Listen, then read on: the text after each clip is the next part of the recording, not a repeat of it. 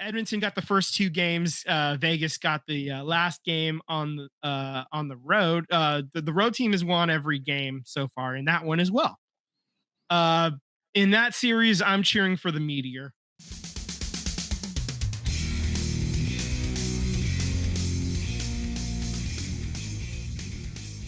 The Barracuda were in the playoffs.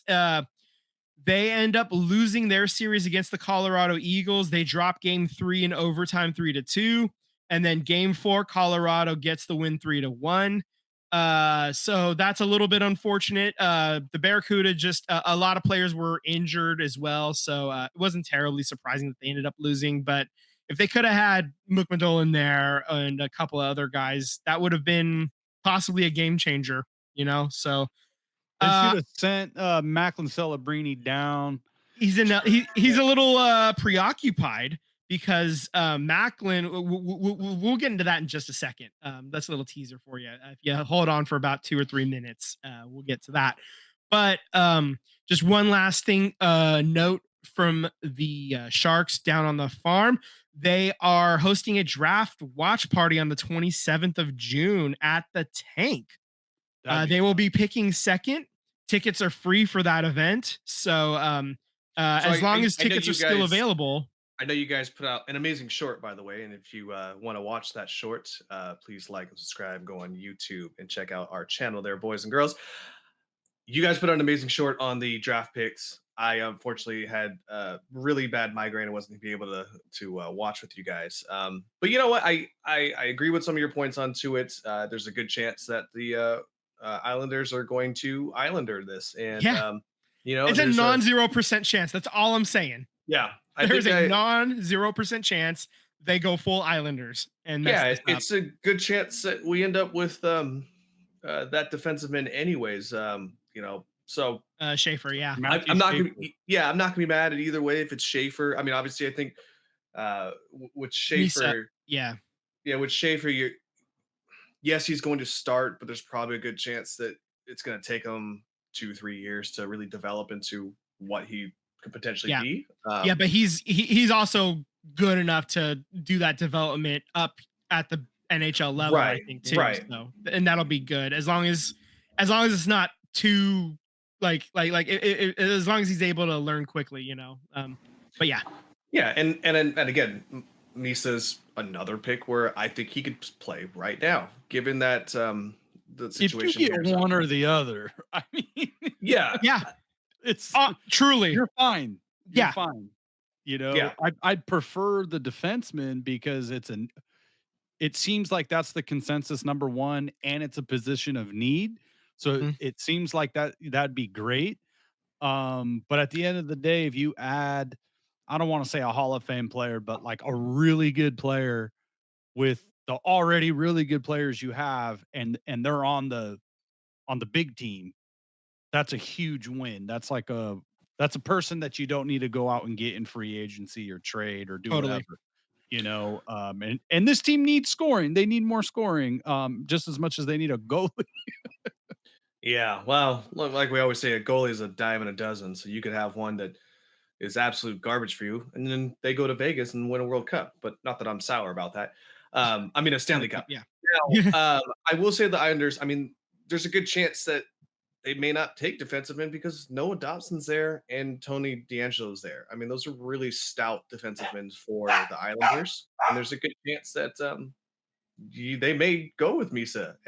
Now that I've kind of let the dust settle and I realize, Matt Martin's not getting any younger. I think your best player is Matthew Barzal for them. So as a right winger, I could definitely see them taking Misa with the first pick here, and we end up with Schaefer, which, hey, I ain't mad at it either way.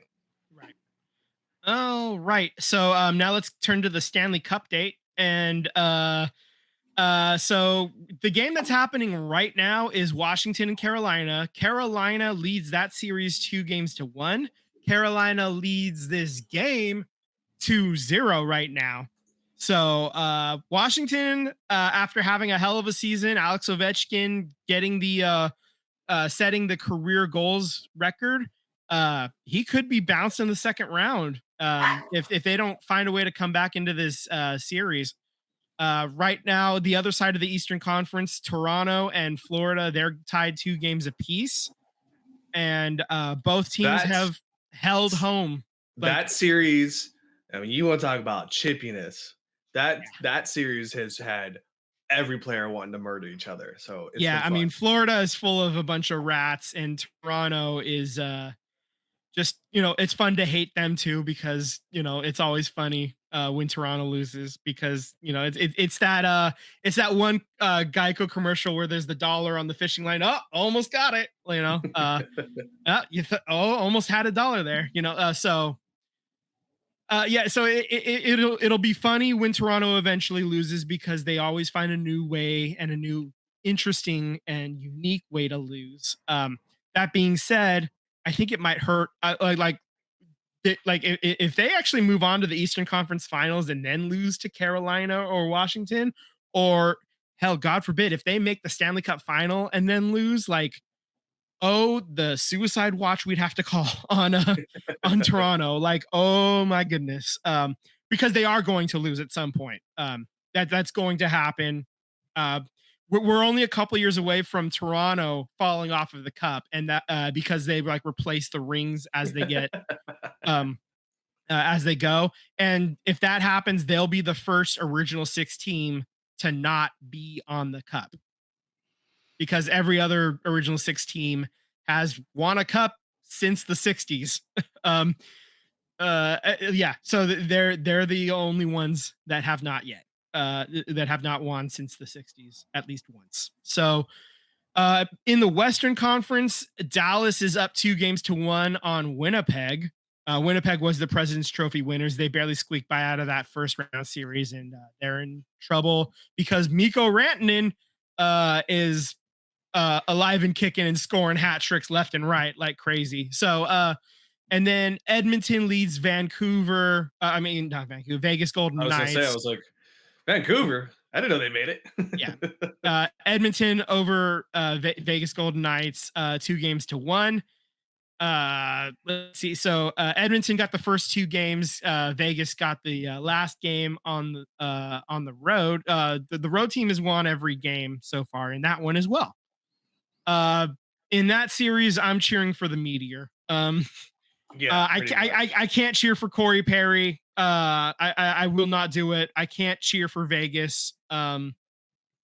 So yeah, that being said, man, you said Vancouver and you gave me a PTSD flashbacks of 2000 2011. The Twins are back, and I was like, what? No, I saw the V, and then I turned the G into a C, and I don't know what the hell my brain did. I'm tired, man.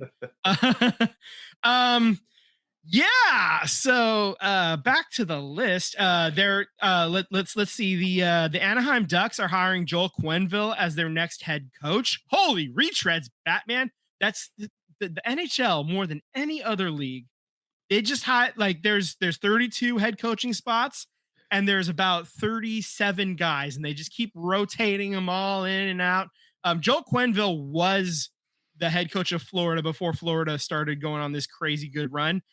He was the head coach in Chicago when Chicago was winning all those trophies, all those Stanley Cups in the early 2010s. He was also the head coach in Chicago when all the really bad stuff happened, and I don't need to get into that. You can read articles about that too. And that's why he ended up losing his job in Florida, because all that stuff really wasn't coming to light until he was already moved on to the next job. I agree with you, though. I had to explain to Lisa what feels like every year that Pete DeBoer used to be the Sharks head coach, and he keeps going to different teams every year. Yeah. So that's just another retread, another guy that, hockey is really insular more than any other sport, I think. And when you're in, right? And you're in for life. And so that's why it's kind of impressive when a new guy does get a chance, like Warsaw here in San Jose, Ryan Warsofsky. So I appreciate that Mike Greer was, keeping his eyes open for other guys instead of the same old names, you know. Absolutely. I just I'm over the retreads, especially guys that are on their 7th team, you know. I don't know how many exactly Joel Quenneville's been on, but I'm done. I can't wait for this to fail and then the Anaheim Ducks have to hire somebody new in another season and a half, 2 seasons. Don't worry. Mike Grier's gonna hire what's his name? Lovelli from the Rangers because Rangers just Laviolette? fired. Yeah. Because Mike Grier's nothing but loyal to his Right, yeah. former No, colleagues. that yeah, well, I mean, you can have a retread as an assistant coach to like, whatever. Sure. Okay, fine. Whatever. But I just give somebody new a chance. I'm glad the Sharks did that. I'm not like I'm not optimistic about this hire for the Anaheim Ducks. And you know what? That's okay because I call them something else. A letter on the keyboard that's right next to them that I'm trying to not say on this Anaheim podcast. Clucks? That's right, the Clucks. It's not it's not the one down below. It's not the ones immediately to the right of the D on the keyboard. Anyway, so Macklin Celebrini, I teased it a few minutes ago. He's not available for the Barracuda. One, because he's not eligible. He didn't play for them at all. But two, that's because he's playing for Team Canada at the IIHF World Championship in Europe.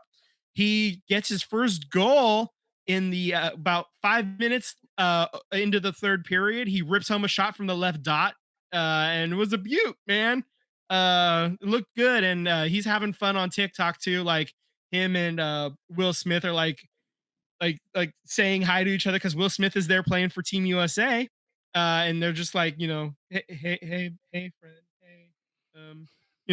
I miss you, like fun little stuff like that. They're having fun with being on opposite teams during this fun little championship that happens over in Europe. So good luck to Macklin, and just keep the goals coming, kid. Have some fun out there.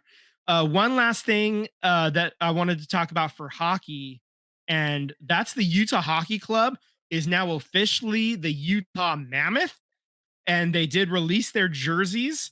I did drop the image into the thing, so I just wanted to know, have you guys seen these jerseys yet? What do you think about them? I have some thoughts, but I want to know what you guys think too.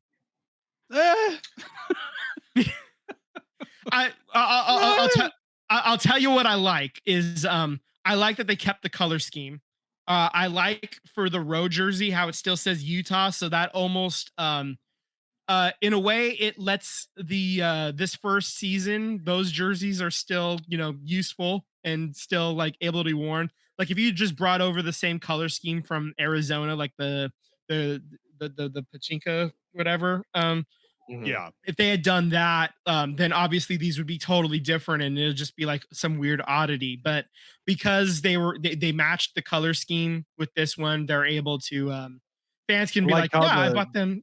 The head is the year. mountain. Yeah, I kind of like that. I like that the tusk kind of forms a U. I kind of like the baby blue, like the powder blue. I kind of like that on the black. I just they're wearing the black breezers, the pants as well with it. I think that's just a little bit too much black. I would have liked to have seen those be blue, you know. Or maybe just the buckets blue or something too. Just incorporate a little bit more baby blue into this thing. But other than that, I mean, it's fine. I mean, again, lawsuits or naming rights. Once Yeti was made unavailable, this was obviously going to be the front runner top choice. Yeah, and you know what? It's all right. I think the logo feels like a minor league baseball team. Sure, but I mean, at the end of the day, it's not the logo. It's the history that they plan to make, and if it's got some memorable historic moments that come out of this club, then I think I can look past the image of the mammoth and realize, hey, man, they did something really cool in 2028 or something, So it's about the lineage that you're going to create at the end of the day. So Yeah, I like that they are doing the established 2024 inside the neck too. So and then on the home jersey, the blacks, you got the Utah State logo. So it almost kind of like they're trying to keep the Utah Hockey Club stuff that they had started. So that way, like I said, the you know, all the hard work that went into trying to make it happen on the fly, basically, for this past season, it's not completely just thrown into the trash. You know, I like Sure. that they're incorporating a lot of this stuff, and fans that spent those money on those away Utah sweaters this past season, they basically blend in almost perfectly into this season and going forward. So you know, I'm happy for the fans that don't have to buy something completely different. You know, now that they're a second season in, yeah, I mean, overall they didn't screw it up. I think that's the most important thing. This is not an L. And Yeah. when you're doing uniforms and anything, you know, branding, um, if you're not taking L's, it's a W.